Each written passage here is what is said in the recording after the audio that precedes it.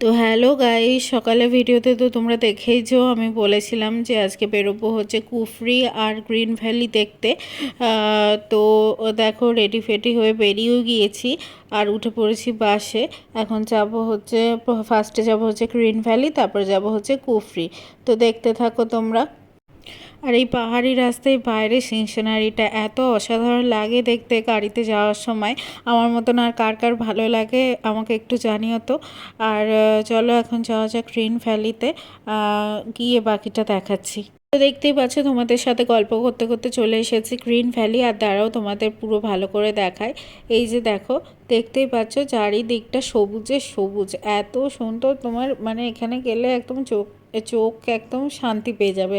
এত সবুজ, আমাদের এদিকে তো এত দেখা যায় না। আর আমাদের এদিকে যেটুখানি দেখা যায় সেটুখানি হচ্ছে আমরা বসিয়ে সেটাকে যত্ন করে গাছটাকে তৈরি করি, কিন্তু এইখানে সব ন্যাচারালভাবে নিজের থেকেই হয় গাছগুলো। আর এত সুন্দর, এখানে না গেলে বুঝতে পারতাম না প্রকৃতি এত সুন্দর হতে পারে।